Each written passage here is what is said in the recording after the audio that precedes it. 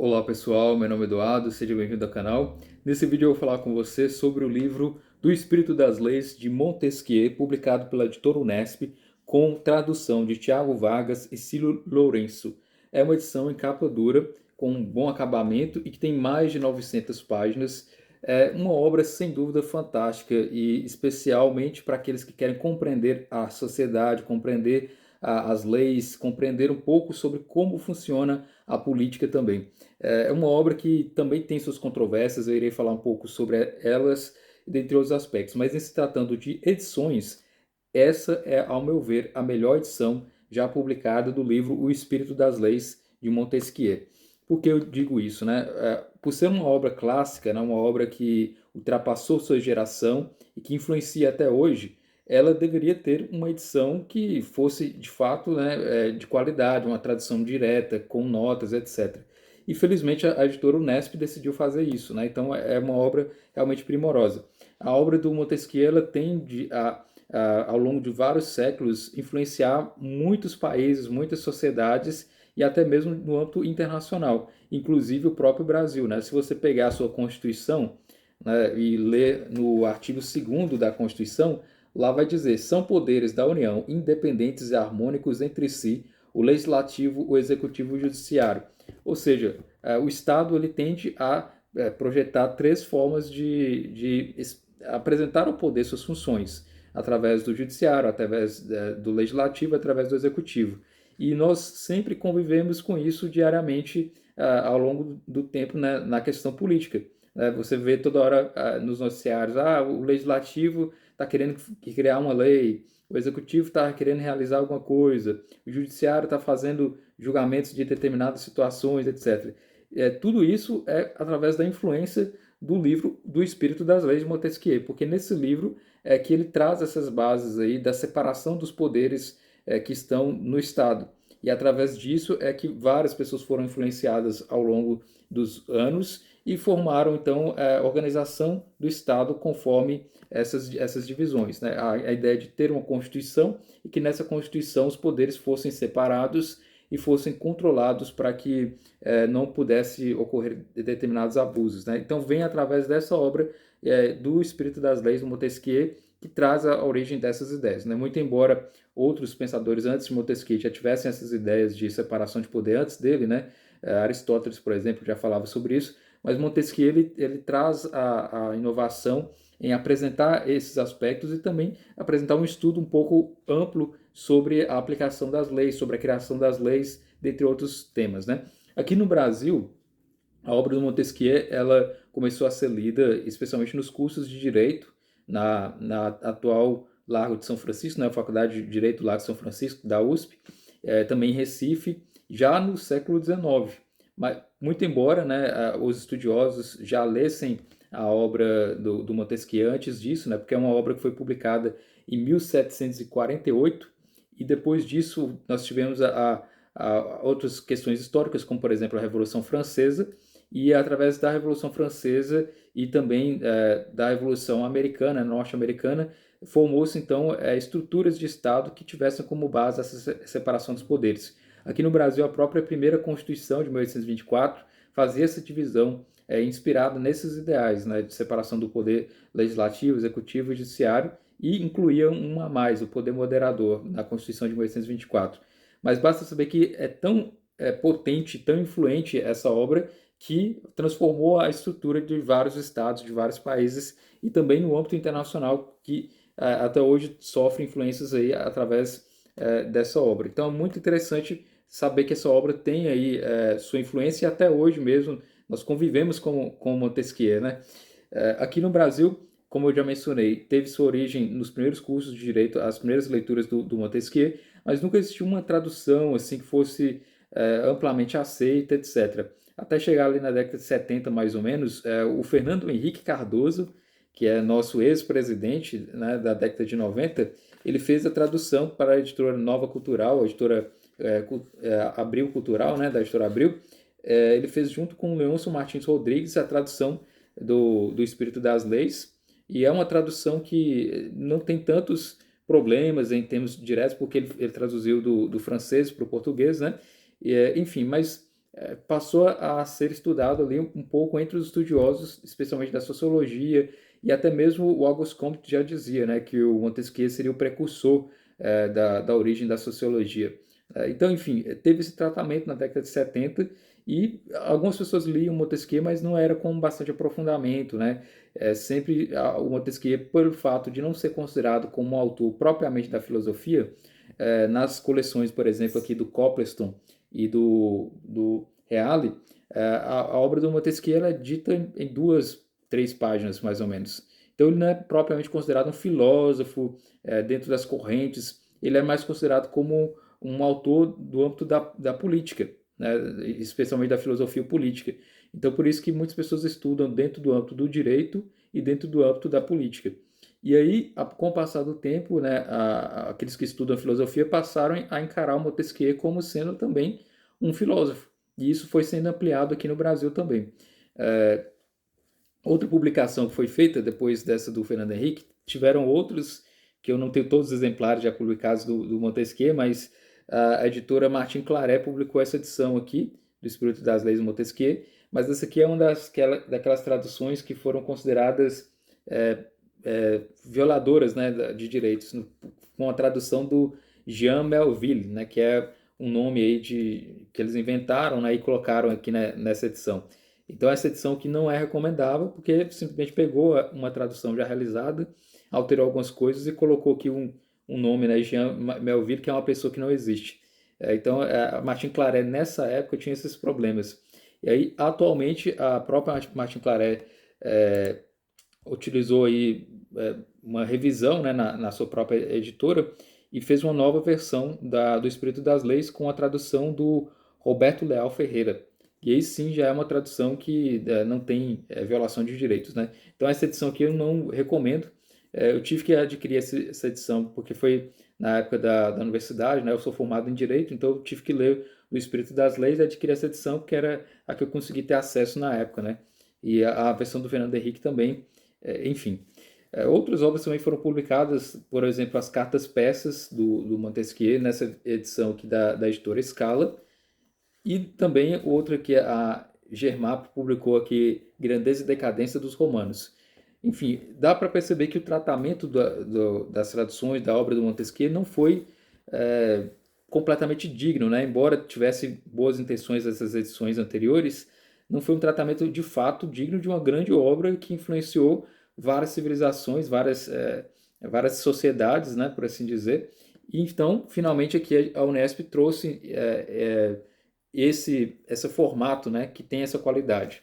Então, muito interessante aqui em se tratando de qualidade, né, dessa edição. Qual é a questão da obra do Espírito das Leis? Né? Qual o problema em relação a essa obra? Tem vários problemas na obra do Espírito das Leis. Eu não vou entrar em detalhes, né, sobre esses problemas, né, porque são problemas da própria época do autor, mas basta dizer que o Montesquieu ele se esforçou bastante em se tratando de escrever uma obra que ele pudesse mudar a realidade dele. Ele passou cerca de 14 anos escrevendo essa obra durante 8 horas por dia.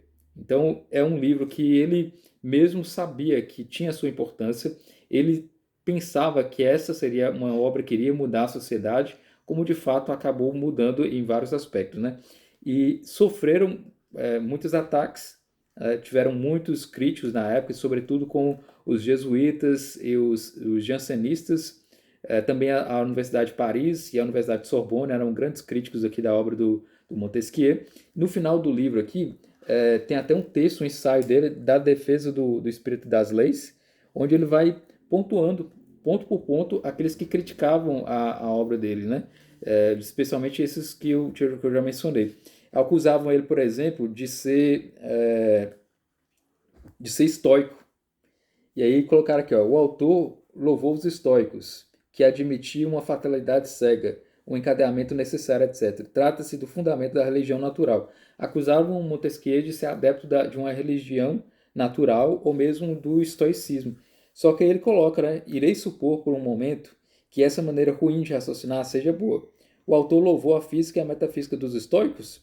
Louvou sua moral? Disse que os povos tinham extraído grandes benefícios dela. Disse isso e nada além disso. engano-me, disse mais, pois desde a primeira página do livro atacou essa fatalidade dos estoicos. Portanto, não a louvou quando louvou os estoicos.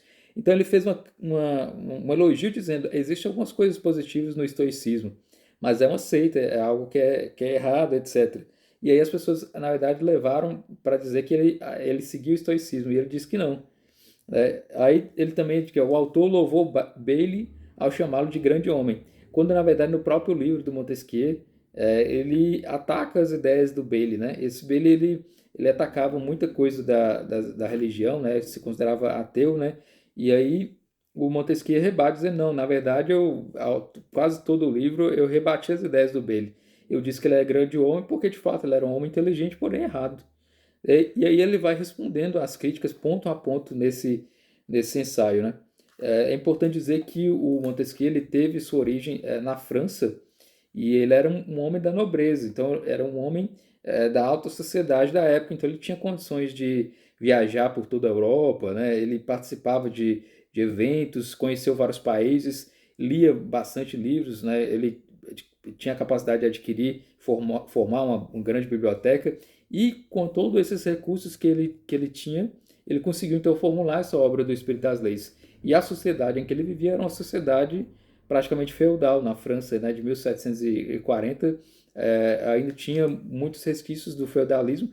Para o Jean-Jacques Rousseau ainda era feudal ainda o sistema, e ele criticava algumas coisas da igreja, como por exemplo a questão da relação do poder em relação à igreja, etc. E uma delas ele fala sobre o celibato.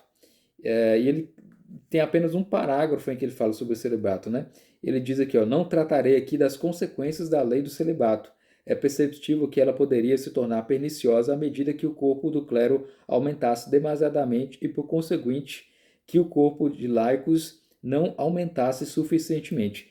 O que ele está dizendo aqui? Que se fosse colocada a regra do celibato para todos os padres, né, e para todos que fossem religiosos, e se esses religiosos eles fossem ampliados, crescessem muito, e as pessoas comuns, né, aqueles que são vocacionados para o casamento, não tivessem filhos, seria algo danoso para a sociedade, porque a sociedade iria diminuir em termos populacionais se o celibato fosse adotado como regra.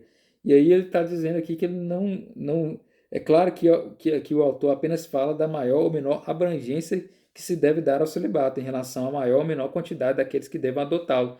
Basicamente dizendo que se todo mundo adotar o celibato, vai diminuir a população e isso não vai ser positivo. E aí as pessoas entendiam como se ele combatesse o celibato, como se ele atacasse a igreja, etc. Então, em vários pontos, né, de fato, ele atacou a igreja mesmo, né, durante a vida dele, mas alguns pontos, como esses que eu ressaltei, eram, na verdade, má compreensão do que ele próprio havia escrito na obra. Então, é uma obra que houve, né, controvérsias em sua época, porque, de fato, mudou muitas coisas, né? E se tratando da religião mesmo, que as pessoas dizem, Montesquieu defendia a separação do Estado da religião. E aí ele diz aqui no próprio livro mesmo, ó, a respeito da verdadeira religião, que ele considerava que a religião cristã era verdadeira, né? Bastará pouquíssima equidade para ver que eu nunca pretendi fazer com que os interesses da religião cedam aos interesses políticos, mas sim uni-los. Ora, para uni-los é preciso conhecê-los. A religião cristã, que ordena aos homens se amarem, quer sem dúvida que cada povo tenha as melhores leis políticas e as melhores leis civis, porque ambas são, depois dela, o maior bem que os homens poderiam dar e receber. Ou seja, ele prega a união, na verdade, das ideias da religião dos interesses políticos, não a separação, como diz algumas pessoas aí. E ele prega essa união porque ele acredita que a verdadeira religião, como ele disse, que é o cristianismo, ela é positiva. E ele coloca também, ressalta, né? Como nessa obra não sou teólogo, mas escritor político, ela poderia conter coisas que seriam inteiramente verdadeiras apenas em um modo de pensar humano, não podendo ser consideradas em relação com as verdades mais sublimes. Porque ele está dizendo, eu trato sobre política, eu não trato sobre teologia. Então, se tiver alguma coisa sobre política, provavelmente é verdadeiro. Sobre os temas mais verdadeiros, transcendentes, aí já é outra questão que pode ser que não podem ser considerados em relação com as verdades sublimes, né? Então, ele fala isso aqui propriamente. Então, porque seus críticos eram teólogos, né? Essa parte aqui da teologia que foi mais criticada também. Outro trecho que eu acho interessante aqui, que ele fala que a religião católica convém mais a uma monarquia e que a protestante se acomoda melhor em uma república. Então ele explica, né, por que que a religião católica, do país que for católico, né, ele tende a se tornar mais monarquista e o país que for republicano, ele tende a ser mais protestante, e vai explicando esses aspectos. É, outro também tema interessante, né, que o governo moderado convém mais à religião cristã e o governo despótico à maometana. Ou seja, ele está dizendo que um governo mais equilibrado, mais moderado, ele tende a ser originado daquele povo que tem religião cristã. E um governo mais autoritário daqueles que têm a religião islâmica. Então ele ressalta positivamente vários aspectos da religião cristã. Como eu falei, ele criticava as instituições da época, né, fazia alguns apontamentos, mas tem aqui esses aspectos da religião e ele não se considerava como teólogo, como já disse. Além disso, ele fala também sobre a escravidão, ele é contra a servidão, né, também. Ele coloca aqui sendo como um dos primeiros escritores do século XVIII, né, que fala contra a escravidão de forma clara, né? A escravidão propriamente dita é o estabelecimento de um direito que torna um homem exclusivo de outro homem a ponto de este último se tornar o senhor absoluto da vida e dos bens do primeiro. Ela não é boa por sua natureza, não é útil nem para o senhor e nem para o escravo. A este porque não pode fazer nada por virtude, aquele pois compartilha com seus escravos toda espécie de maus hábitos, acostuma-se imperceptivelmente a faltar com todas as virtudes morais, torna-se orgulhoso, assodado, duro, colérico, voluptuoso, cruel. Aí ele vai falando sobre isso, porque que ele é contra a escravidão, etc. Embora tenha alguns tópicos aqui que são meio estranhos, né, da própria ideia dele mesmo, né, sobre as leis da escravidão, etc. Mas, enfim, de uma forma geral, ele se coloca como contrário à escravidão. E também outros vários outros aspectos que a obra tem, que é uma obra grandiosa, né? Ele trata sobre vários assuntos, especialmente tratando com aspectos da história, que é mais interessante, né? Ele fala da história em Roma, do direito aplicado em Roma, depois vai colocando do direito aplicado, por exemplo, no Japão, e vai falando sobre vários temas, né? Mas o que chama a atenção mesmo na própria obra é especialmente o capítulo 6 do livro 15, se não me engano, do livro 10, da Constituição da Inglaterra, onde ele diz: há em cada estado três espécies de poderes: o poder legislativo, o poder executivo das coisas que dependem do direito das agentes e o poder executivo das que dependem do direito civil. E aí ele vai falando sobre o poder legislativo, sobre o poder executivo e sobre o judiciário. É muito interessante a obra, sem dúvida nenhuma, é uma obra que influenciou gerações, influencia até hoje o nosso direito, né? Se você é estudante de direito e quer conhecer um pouco sobre o Montesquieu, essa é a melhor versão. Aqueles que se dedicam ao estudo da política também vale a pena adquirir essa obra. E como eu falei, o Montesquieu, por não se considerar teólogo e não desejar tratar propriamente desses temas, mas sim sobre a aplicação das leis, mesmo assim ele trouxe vários inimigos que trataram de falar sobre esses temas na obra dele, né, criticá-lo. E a obra foi incluída no Index Librorum Prohibitorum, que especialmente em 1751 a igreja tinha esse índice, né, de livros que proibiam aos seus fiéis que lessem essa obra ou que reproduzissem essa obra. E com o passar do tempo, a igreja foi percebendo que é uma obra que tem a sua qualidade, né, propriamente dita, em se tratando aí de aplicação das leis, né, de ensino para o direito, e muitas pessoas, mesmo com a proibição do índice, que eram pessoas do clero, inclusive, bispos, arcebispos, padres, leigos, liam a obra do Espírito das Leis. Não é à toa que ela foi aplicada em várias sociedades, mesmo aquelas que eram católicas também. Então é uma obra que ultrapassou as suas críticas da sua época, tende a ter vários erros da própria época mesmo, que o Montesquieu, por exemplo, ele era alguém da Europa, então ele desconsiderava os países que não eram europeus, né? Ele tem uma visão um pouco eurocêntrica, tem uma visão sobre a questão dos climas que é um pouco equivocada, né? Ele dizia que aqueles que moram em países mais quentes tendem a ser pessoas preguiçosas, várias coisas assim que foram sendo geradas, mas que era consequência da sua época, da sua forma de pensar também, e do local em que ele estava, né? Mas de uma forma geral, a obra ultrapassa o seu tempo por sua influência em se tratar dessa questão de que os poderes devem ser limitados para que a sociedade possa ter uma vida mais harmônica, né? É uma obra que, sem dúvida, vale a pena que você possa adquirir com esses cuidados de observar os detalhes que, embora seja obra clássica, né, as obras clássicas elas não tendem a serem perfeitas. Como eu já ressaltei, os clássicos eles tendem a mudar vários aspectos na sociedade, mas tende também a ter ali alguns erros pontuais, né? Então é uma obra que tem que ser lida dentro do seu contexto, dentro da sua proposta e dentro do próprio esforço que o Montesquieu teve em elaborar aqui uma grande obra. Então está aqui essa edição que vale a pena por todo o seu formato, é a melhor edição, como eu já ressaltei várias vezes aqui, e vai acrescentar na sua biblioteca, especialmente aqueles que gostam de política, de direito e também da filosofia. Então é isso, muito obrigado pela atenção, até o nosso próximo vídeo.